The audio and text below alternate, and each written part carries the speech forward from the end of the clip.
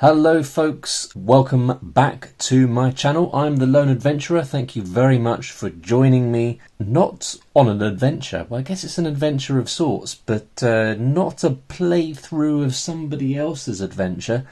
This is going to be a design diary of sorts, I guess, because I'm making my own game. So who knows if this is going to be the first and last video. It may well be. If the game gets made, positive thinking, when the game gets made, I will of course do a playthrough of my own game. Seems only fitting. So let's call it Design Diary number 1 in a sort of a hopeful way, because I'm not necessarily the best person at following through on things and actually taking things through to completion. Since starting this solo gaming channel, a number of ideas have occurred to me and I've written notes about a few of them, but this is the first time I've actually taken a game through to a playable prototype. And I think the reason why I've managed it is because I've scaled it back and kept it moderately simple. There's a single game sheet and it's all played on that sheet. That's the idea. And it's called Village Emporium, or at least at the moment it's called Village Emporium. I'm not necessarily 100% happy with that title, so if you can think of something better, drop it in the comments below. I have thought a little bit about the solo game Broken Cask, I think it's called, which is set in a tavern, and I thought that's a cool name for a tavern, it's a cool name for a game. I couldn't really think of a name as cool as Broken Cask that would apply to like a village shop in a town in an adventure type game. So I've ended up with Village Emporium for the time being. Let me very quickly put a couple of caveats at the top of this video. Number 1, this isn't a solo role-playing game particularly. It's more of a fantasy set, dice rolling, point scoring kind of game, solo game. And the reason why I've done that is because I had an idea for a game that would feel more at home with many of the solo role-playing adjacent type games that I've been playing on the channel recently, but I think it was just a bit too ambitious.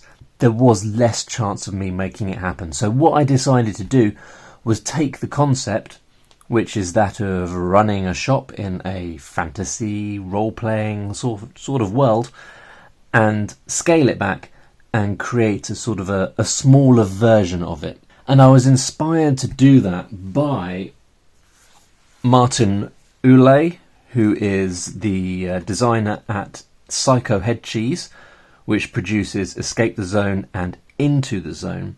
Now Martin produced Into the Zone first, and Into the Zone is a 2-side of A4 piece of paper size game. It's a fighting exploration game set in a dark fantasy sort of exclusion zone type place. But that's not the important thing. The important thing is that he executed a very small game and then he expanded on that small game to create a larger game that has a very similar sort of setting, a very similar sort of proposition, a lot of the same mechanics, but it's bigger.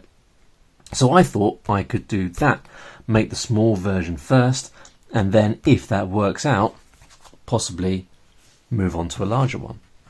So that's what I'm doing. So this game isn't going to interest you necessarily if you are someone who's looking for a more role-playing type experience, who wants to have encounters and fights and to develop a character. There's no character per se in this beyond it's someone running a shop. So it's more of a mechanically driven point scoring type game. I've played a couple of games that I think possibly fall more into this sort of mechanical point scoring type arena. We had Hall of the Dwarven King. So this is more compact even than my game, in that the rules are all down this side here, and this is the play area where you're building stuff and keeping track of points and gold and rounds up at the top there, and it all plays on that one sheet.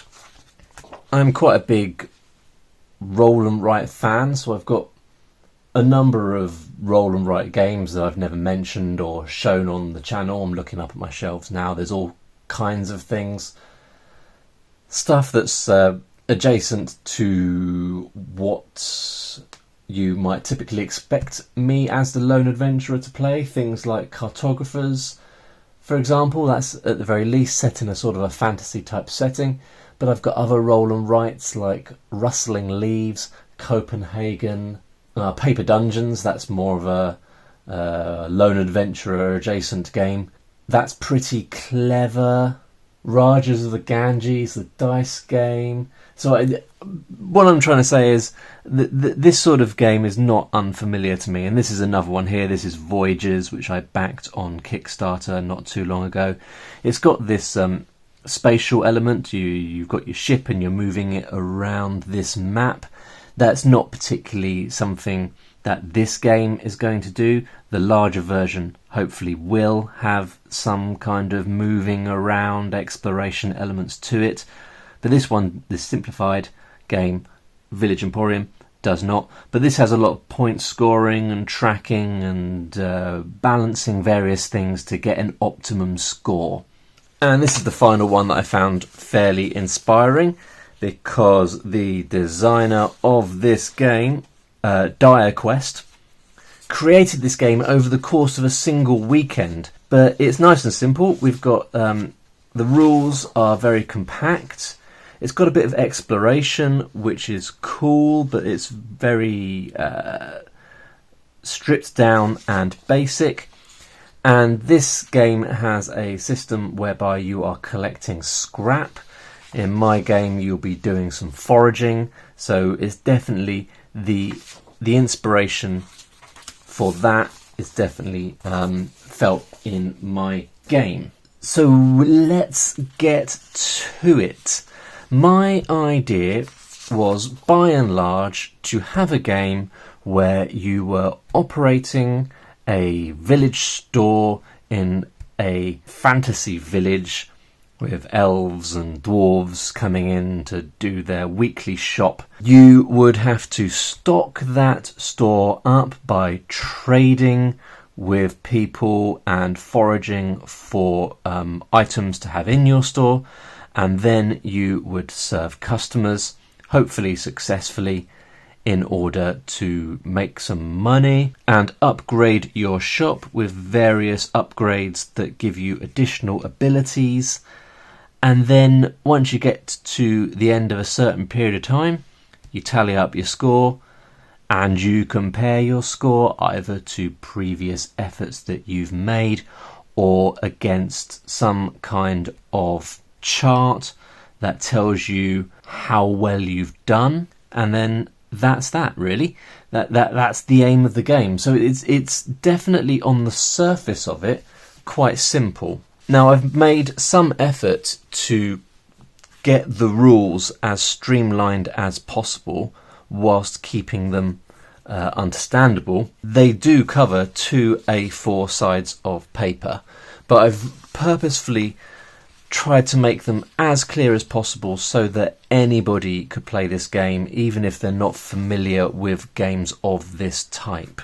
And as you can see, I'm also at the same time, or hopefully as you can see, I'm at the same time teaching myself some desktop publishing, and I've been putting these rules together using Affinity Publisher. These tables took me a little while to work out, but I'm quite pleased with how they've ended up. I think this is probably the final table design. There's still a bit of layout stuff here. I want to box in a couple of areas to make it easier to read. There are some corrections that I need to make, but by and large I think the rules are almost there. And then this is obviously this is a prototype sheet essentially.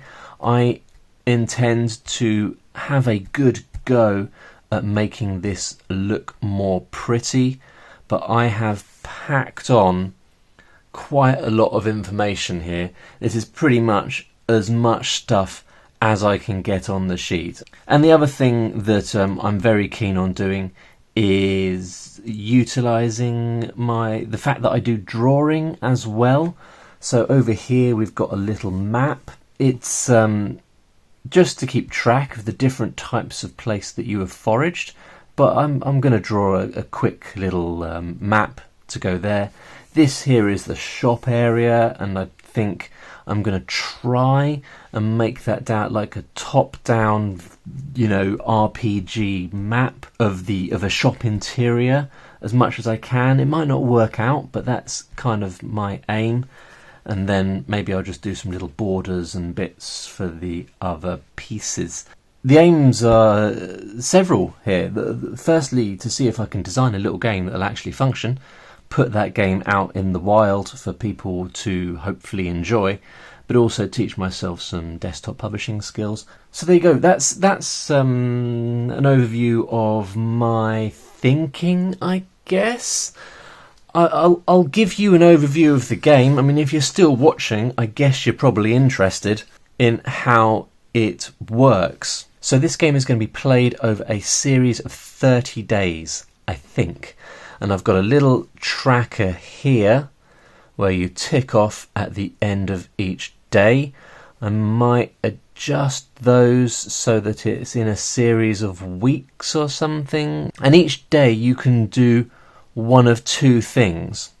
You can either go out into the world and seek additional items for your shop, or you can stay in the shop and serve customers. If you choose to go out into the world, you can forage or you can trade. If you forage, you select one of these locations. So you might not be able to see my scroll, but I'm going to have the little town drawn in the middle. We've got a square here, here and here dedicated to the 3 traders that you can visit, and all of the other locations are going to be either plains, forest or river. Each location has a separate foraging table, so you might pick to go to a river location. You tick off the river location because you can only visit and forage each location once. You roll a dice, you see what you get. So for example, if you went to a river location, you'd roll your dice. Getting a 6 means that you have found some pearls or a pearl. You look over to your shop, you note down in one of these shelf areas that you found a pearl, and you keep track of how many you've got, and then you've got some stuff in your shop, and that's the end of your day. So yeah, you can either forage or you can trade, and you can go to a trader. There's Trader A, Trader B, Trader C, and you can visit them as many times as you wish. Trader C is not initially available. That trader will only be available if you upgrade your shop to have the rare items trade connection. So essentially you're forming a new trade alliance, and you have to pay some money in order to be able to do that. I guess that's representative of forging a relationship with that guy, either by giving him a gift or paying off someone to, make the connection for you or whatever it is. But you can visit them.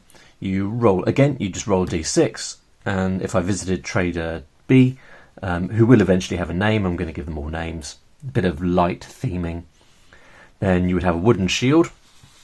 Over in our shop, we've got a separate area for trade goods, and you can have up to 6 different trade goods, and you would write your wooden shield in there, and then it's ready to be sold. Oh, when you go to a trader, you have to pay them for items.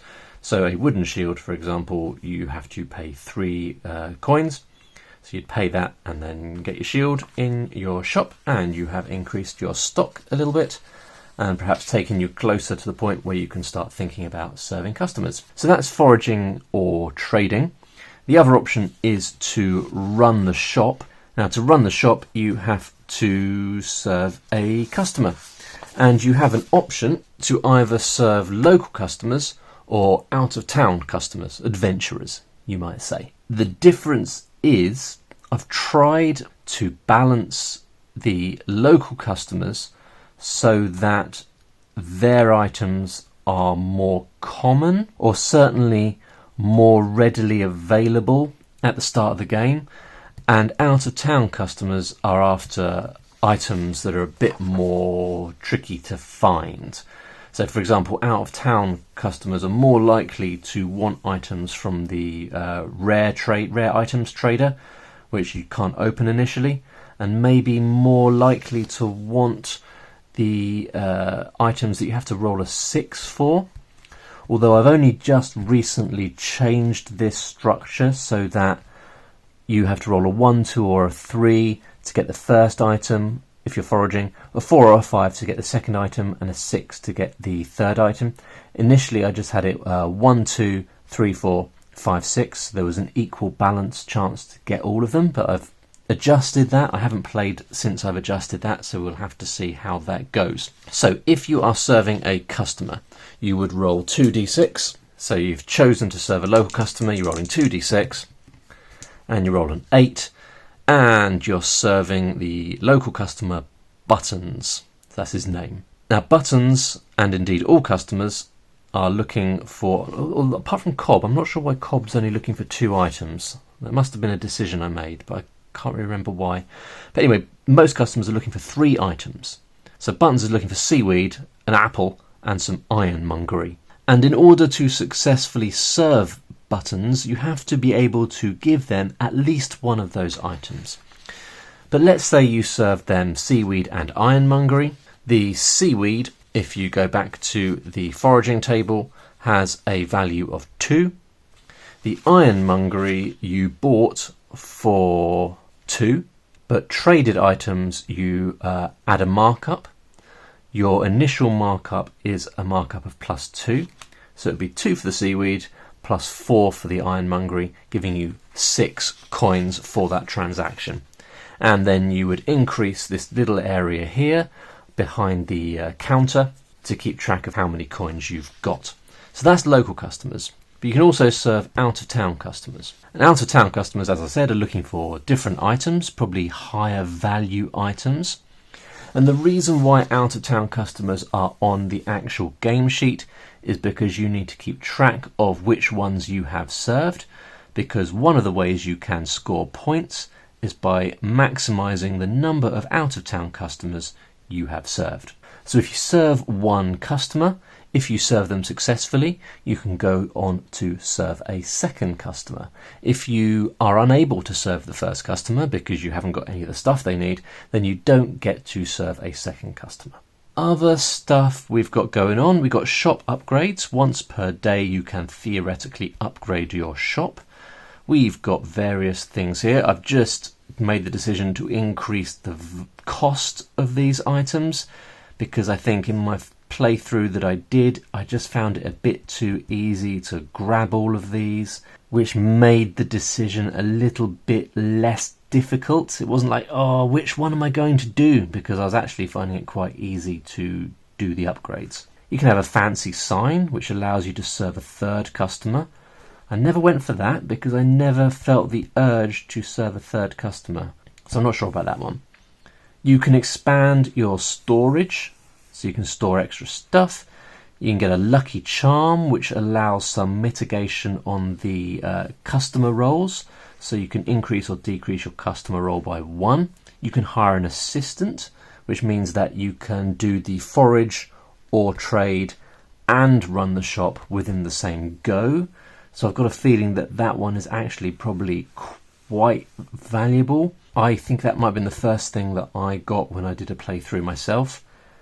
You can open up the rare trade goods trader. You can get a window display, which allows you to increase or decrease your customer roll by up to 2. And then decorative tapestries, which have just given an ability of allowing you to charge 1 coin extra per item sold. And then I've got 2 things here, a pet mimic and what I've imaginally apparently put as something else. Feel free to put in the comments if you can think of something else I might be able to add to my shop. But these give you commerce points, which are essentially the victory points at the end of the game. So they don't necessarily have to have an ability, but I've got space here, so theoretically they could have an ability. If you can think of other abilities that I could give these items, let me know. I've also got these over here, haggle points and eagle eye points. The idea of an eagle eye point is to allow you to in some way influence the item that you forage, so to change the item that you forage to something else that you actually want. Haggle points, what did I write for haggle points? You can use a haggle point to either increase or decrease your trading roll by 1. So if there's something else you want when you're doing your trade, you can increase or decrease that. And then that's it really. At the end of the game, you score for the number of locations you visited. You score points for certain upgrades, like I said. The number of out-of-town customers you've served, the amount of remaining coin you have, and then possibly negative points for haggle and eagle points that you've used. Although I went through the whole game not using those, so I feel like I need to sort of make the game a little bit more challenging to put the player in a position where they might feel the need to use one or the other of those, if I keep them in at all. That's my game. I would welcome comments from you. Let me know if you think it looks cool. If you think it looks boring, maybe keep that to yourself. But if you've got any ideas for making it less boring, then chuck them in the comments. It would be very interesting to see what you think. I would say the only restriction is I can't add much more in terms of mechanics because I don't want to go over 2 sides of A4 paper. That is what I'm going to keep it to. And I don't want to go with super tiny text. I want to keep it at a normal sort of size text. The only thing that I really wanted to fit in was some kind of random event table, so that when you went out into the world, there was a chance of some kind of event happening on the way, be it positive or negative. But I just didn't have the room to get that in. But that is a shame. I still feel like that would be a nice little RPG style element that could just add a little bit more of a sort of narrative edge to the feel of playing the game. But that's it, folks. Thanks for watching. If you have done, that's it. Catch you in the next video. Bye for now.